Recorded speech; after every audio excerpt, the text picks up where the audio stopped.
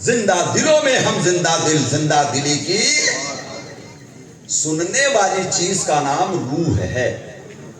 توجہ ہے آپ کی؟ سننے والی چیز کا نام روح ہے اور اس کو موت نہیں ہے. تو یہ دعویٰ کرنا کہ جو قبروں میں سو گئے انہیں مردہ کو انہیں آواز نہ دو، اور پھر کمال یہ ہے کہ ہمارے ابا کو منع نہیں کرتے، ہمارے استاذ کو منع نہیں کرتے، ہمارے بھیا ہمارے چچا کو منع نہیں کرتے، بلکہ منع کریں گے کس کو؟ یا غوث مت کہو، یا خواجہ مت کہو، یا حسین مت کہو، یا علی مت کہو، یا رسول اللہ مت کہو. ارے نادانو، یہ وہ ہیں جنہوں نے اپنی زندگی میں اپنی موت کو مار دیا ہے.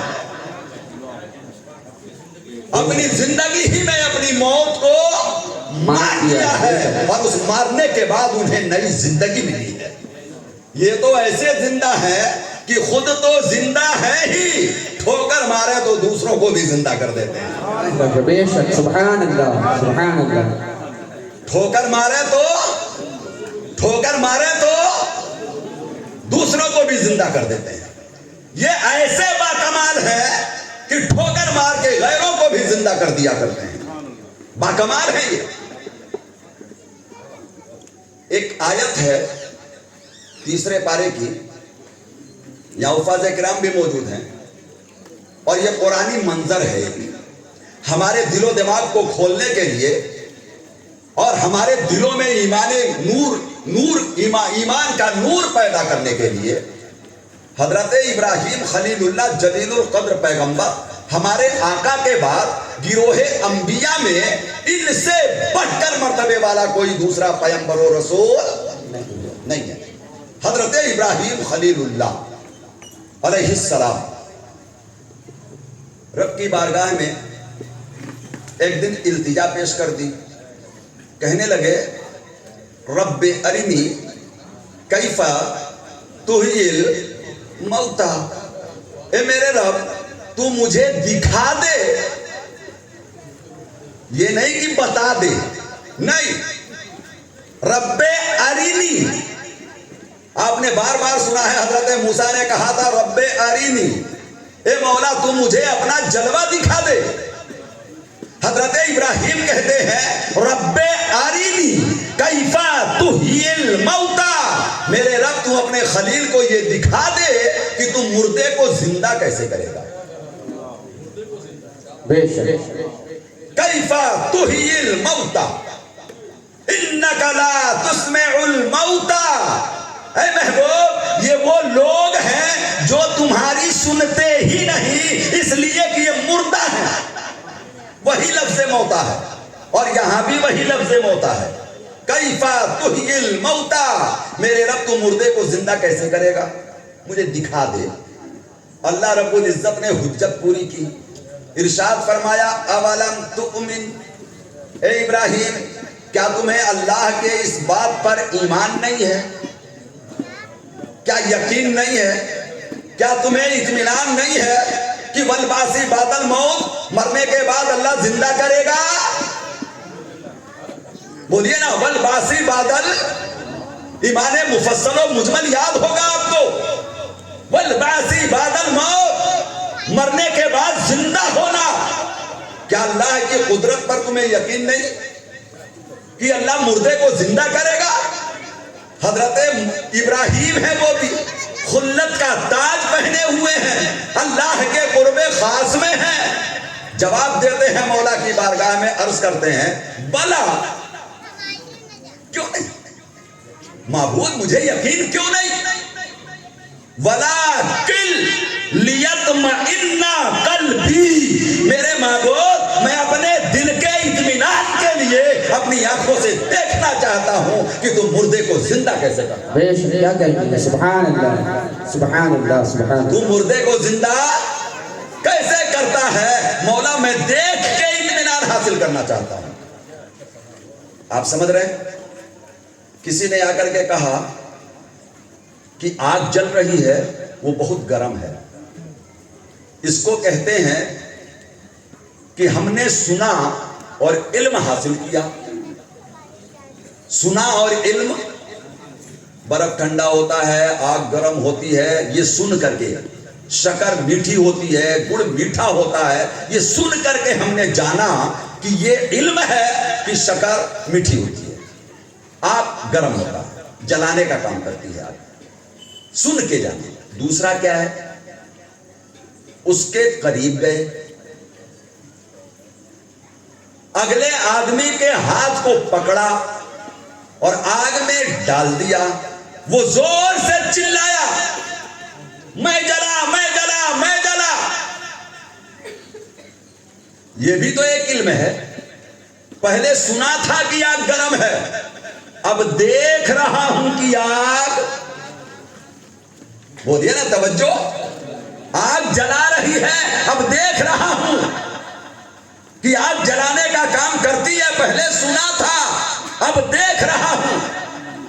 اور تیسرا علم کیا ہے؟ خود ہی آگ میں اپنی انگلی ڈال دی، خود ہی آگ میں اپنا ہاتھ ڈال دیا، آگ نے جلایا، میں نے محسوس کیا، ایک علم الیقین ہے، یہ حق یقین ہے، بے شک بے شک۔ خود جل کے دیکھا، آگ جلاتی ہے۔ ایک بزرگ کا واقعہ ہے، جہنم کی آگ گناہگاروں کو جلائے گی، تو جب اس اللہ والے کے دل میں کسی بھی گناہ کا خیال آتا تو وہ بندہ آگ جلا کے اپنی انگلی کو آگ پہ ٹیک دیتا۔ جب آگ میں انگلی جاتی اور جلن محسوس کرتی تو یہ فطرت انسانی ہے کہ وہ ہاتھ کو کھینچتا ہے، وہ ہاتھ کو، چاہے 5 آدمی آپ کے ہاتھ کو پکڑ کے آگ میں لے جا کر کے ڈالیں، آپ اپنی پوری طاقت بھر اس میں سے نکلنے کی کوشش کریں گے، پوری طاقت، جتنی انرجی ہے آپ کے اندر سب لگا دیں گے آپ۔ ہو سکتا ہے 5 آدمیوں کو آپ پیچھے ڈھکیل دیں اور اپنے آپ کو آگ سے آپ بچا لیں، ایک طاقت ہے فطری جو اوت کراتی ہے انسان کے اندر۔ تو جب آگ جلاتی تو انگلی کھینچ لیتے۔ کسی نے پوچھا کہ حضور یہ کیا کر رہے ہیں آپ؟ کہا گناہ کا تصور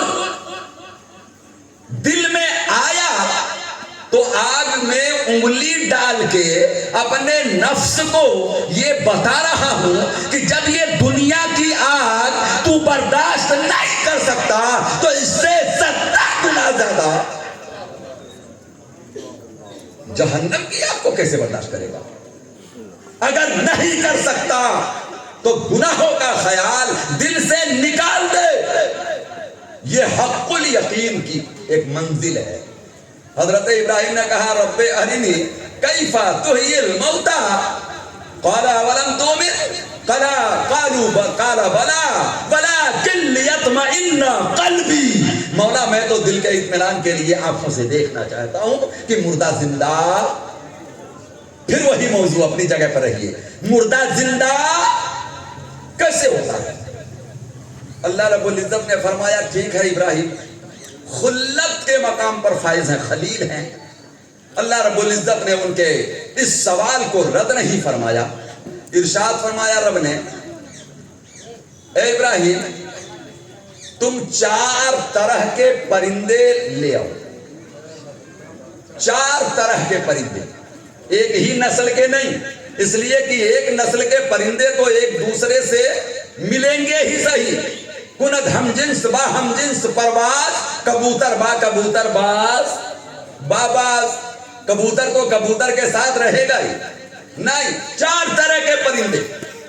تفسیروں میں اس کی تفصیل بھی ہے اور کچھ اختلاف بھی ہے کہ وہ پرندے کون کون سے تھے۔ کوا تھا، مور تھا، مرغا تھا، کبوتر تھا، 4 طرح کے، ہر ایک کا آکار الگ، ہر ایک کا وزن الگ، ہر ایک کی جسامت اور قدامت الگ، ہر ایک کی فطرت الگ۔ 4 پرندے لے لیے، ان کو پالا، ان کو قریب کیا، جب وہ آپ سے بالکل مانوس ہو گئے اور آپ آواز دیتے تو سارے بھاگتے ہوئے آپ کے پاس آ جاتے، یہ پرندوں کی خصلت ہے، جانوروں کی خصلت ہے. آپ ان کے ساتھ جتنا پیار کریں وہ آپ کے ساتھ اتنا ہی مانوس ہو جائیں گے. جب مانوس ہو گئے تو کہنے لگے مولا اب کیا کروں؟ تو اللہ رب العزت نے ارشاد فرمایا اب انہیں ذبح کر دو. اب انہیں اپنے ہاتھوں سے ذبح کر دو. تو موت کا سبب کون بنا؟ حضرت ابراہیم. بھائی اپنے ہاتھوں سے ذبح کس نے کیا؟ حضرت ابراہیم نے. پھر اللہ رب العزت نے ارشاد فرمایا ان کے سر اپنے پاس رکھو، ان کے جسموں کو کاٹ کاٹ کے قیمہ بنا دو. قیمہ بنا دیا. فرمایا سب کو آپس میں گٹ مٹ کر دو، سب کو ایک دوسرے میں ملا دو. 4 جانوروں کے قیمے ایک ساتھ گوندھ لیے، ملا دیے.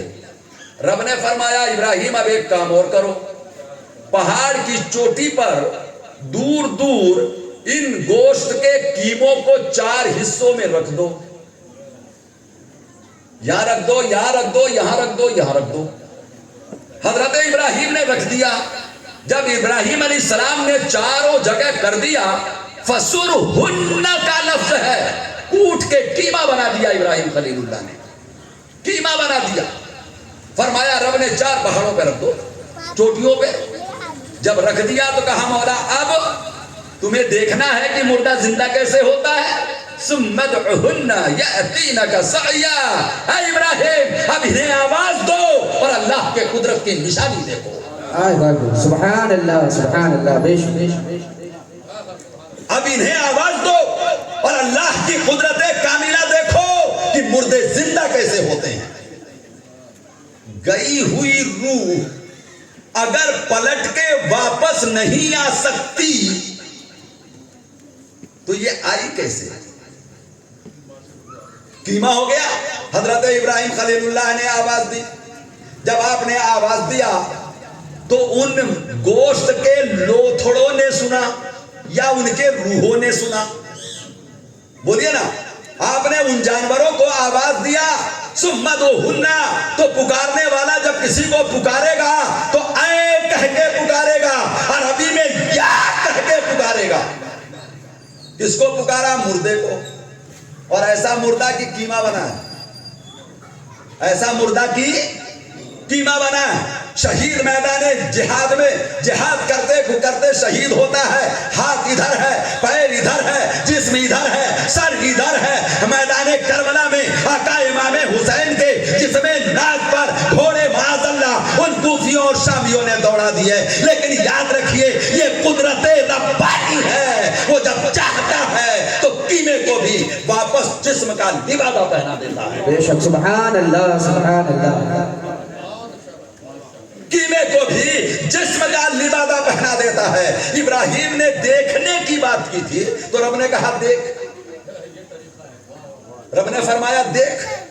اب جب پہلی آواز لگائی تو وہ گوشت کے قیمے اڑے ہواؤں میں، فضاؤں میں. اب کبوتر کا اتنا، کوے کا اس سے زیادہ، مرغے کا اس سے زیادہ اور مور کا سب سے زیادہ. کوئی ہے وہاں چھانٹنے والا؟ اور اگر کوئی ہوتا بھی تو کیا وہ چھانٹ کے قیموں میں سے ہر پرندے کا گوشت الگ کرنے کی طاقت رکھتا ہے؟ کوئی نہیں رکھتا.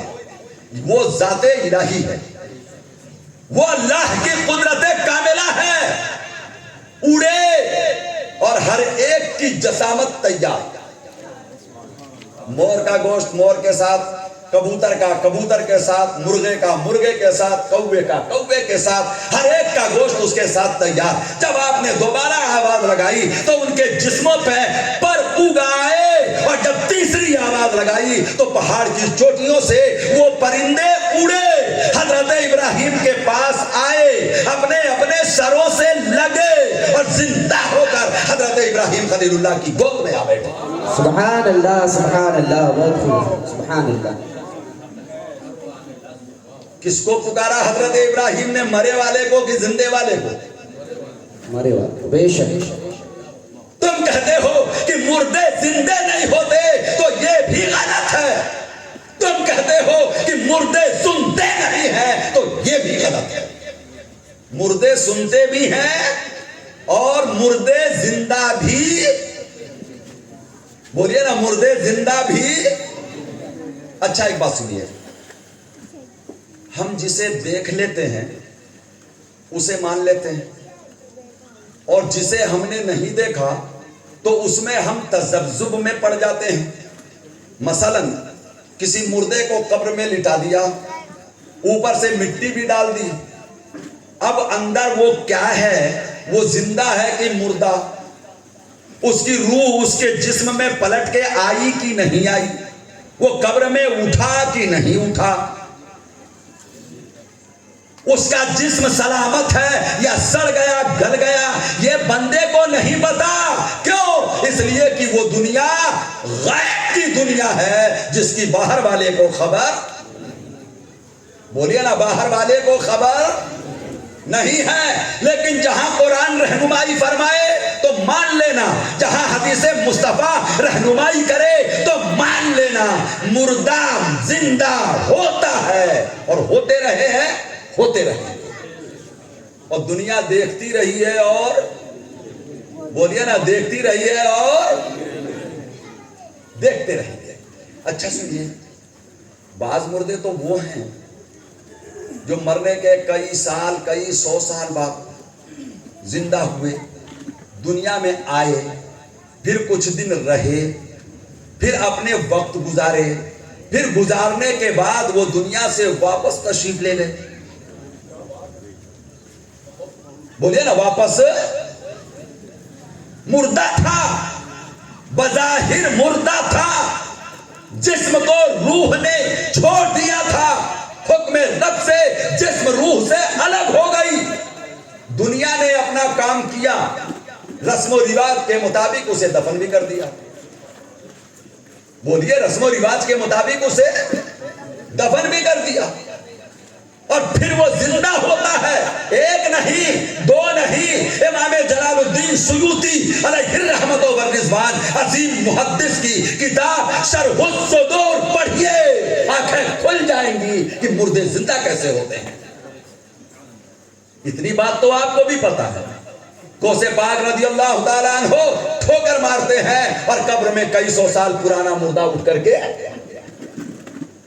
हजरत कुतुबुल मदार एक हड्डी सर के खोपड़े को, मजमजा को, जो रोड पे रास्ते में पड़ा हुआ है, अपने पैरों से ठोकर मारते हैं, उसे जिंदगी अता करते हैं, 10 साल जिंदा रहता है, फिर इंतकाल होता है, फिर दुनिया से कूच करता है। कब कहा रब ने कि जिसने मौत का मजा चख लिया वो हमेशा मुर्दा ही रहेगा? बोलिए ना, हमेशा मुर्दा ही रहेगा।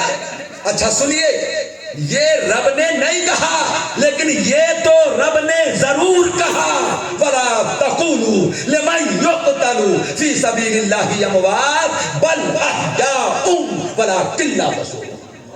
सुभान अल्लाह, सुभान। ये तो कहा, इनकार करने वाला मोमिन नहीं रहेगा, ईमान के दायरे से बाहर चला जाएगा।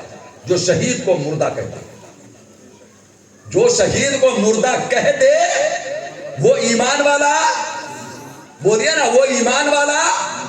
तो यहां तो दिख रहा है ना, हाथ कटा, पैर कटा, सर कटा, जिस्म कटा, लहूलुहान हुआ, सांसें रुक गई, जो मौत की निशानियां हैं वो सारी की सारी बंदे के अंदर पाई जाती हैं, और उसी पर अमल करते हुए फिर उसे उठाया गया, नमाज़े जनाजा पढ़ी गई, कब्रिस्तान ले जाया गया, कब्र में कब्र खोदी गई, उसको लिटाया गया, पूरे मान सम्मान के साथ शहीद को सुपुर्दे खाक कर दिया गया। शहीद को सुपुर्दे, जिन हाथों से सुपुर्दे खाक किया है, जिन हाथों से देखा है, और जिन हालात का आपने जायजा लिया है, उन सबको नजर में रखो, और फिर भी जबान रोको, उसे मुर्दा ना कहो बल्कि वो जिंदा है। उसे मुर्दा ना कहो बल्कि वो, बोलिए, बल्कि वो जिंदा है। और यही वजह है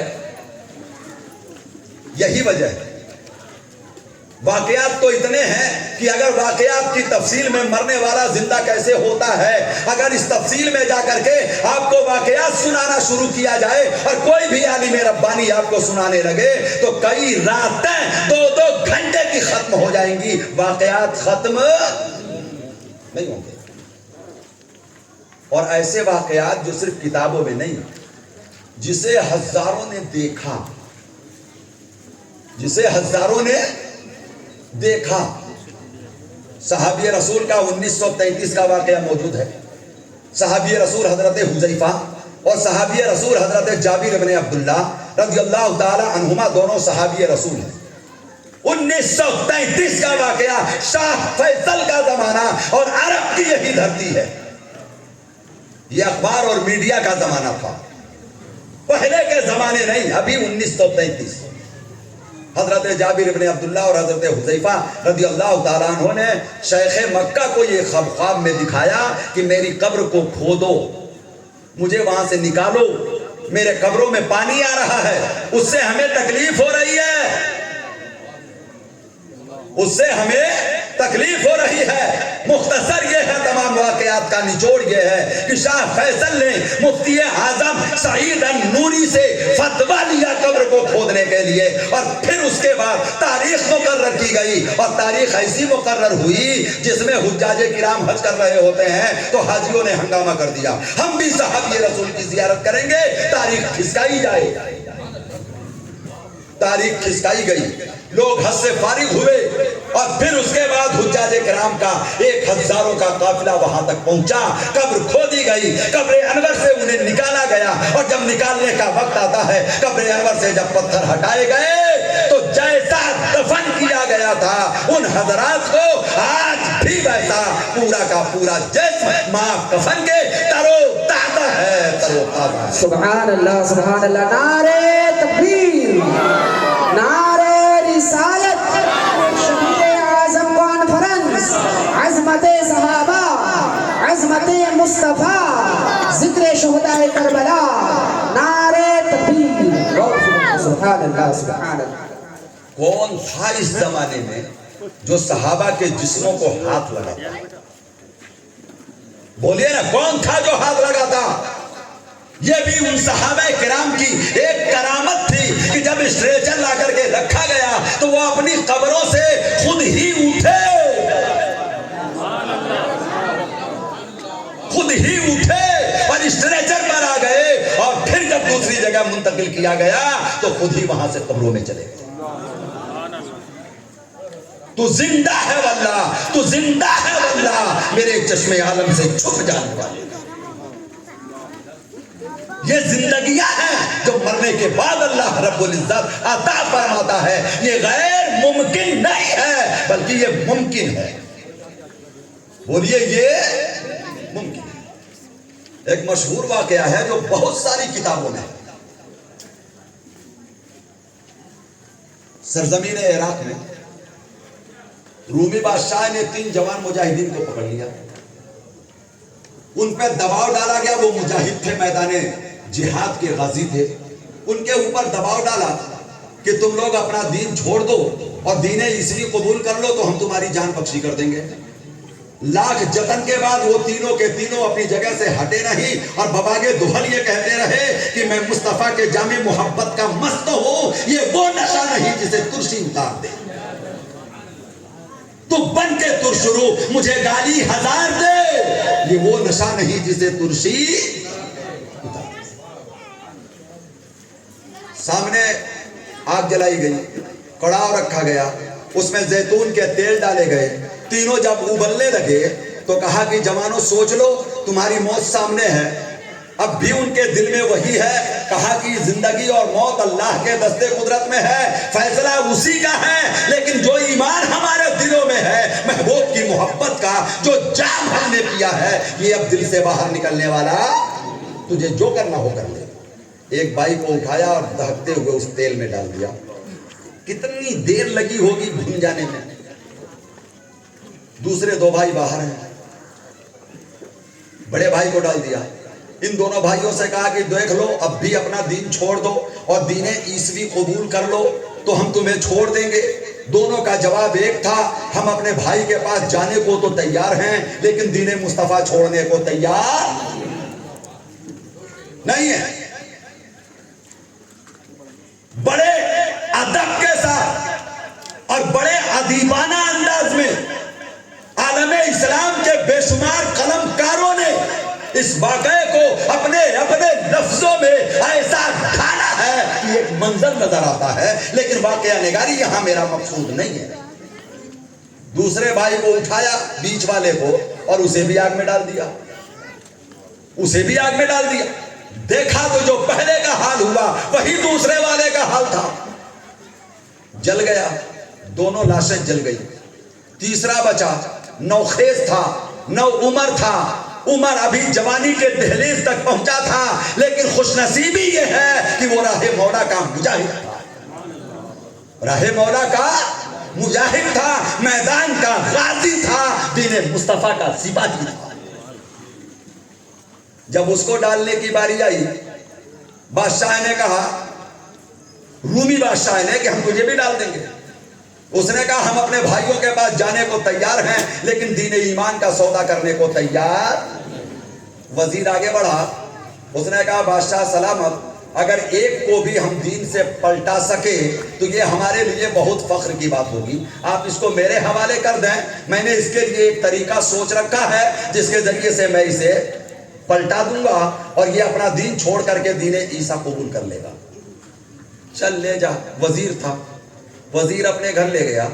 اپنے گھر لے جا کر ایک کمرہ مقرر کیا. رات کے وقت میں اس کی وہ حسین و خوبصورت لڑکی جس کو دیکھنے کے لیے شہر کے لوگ بے قرار ہوتے ہوں, اتنا حسن و جمال کی ملکہ, اس نے اس جوان ایمان والے کے ایمان کو خریدنے کے لیے تنہائی میں, رات کی تنہائی میں کمرے میں چھوڑ دیا. اور بیٹی تیرا مقصد یہ ہے کہ دین عیسیٰ پر تیری عظمت قربان ہوتی ہے تو کر دے, تیری عزت قربان ہوتی ہے تو کر دے, لیکن ایک بندے کو دین میں داخل کر دے. اور رومیوں نے ایسے حربے بہت اپنائے ہیں. تاریخیں اٹھا کر کے دیکھیں تو ایک نہیں ہزاروں واقعات مل جائیں گے آپ کو. ہزاروں نہیں, لاکھوں واقعات مل جائیں گے. لڑکی اندر, جب اندر جا کے کمرے میں دیکھا تو مصلی بچھا ہے اور یہ مجاہد نماز میں لگا ہے. مچل کے بول دیجئے, مجاہد عبادت میں لگا ہے. پوری رات ہو گئی, نماز فجر کا وقت ہو گیا, فجر تک عبادت میں ہے. نماز کے بعد تسبیح میں, تحلیل میں, تلاوت قرآن میں اجالا ہو گیا اور مایوس ہو کر کے لڑکی اپنے باپ کے پاس پہنچ گئی. پوچھا بیٹی واقعہ کیا ہے, کہاں تک پہنچا تمہارا پروگریس؟ اس نے کہا کہاں تک پہنچا, اس بات کرے جب نا.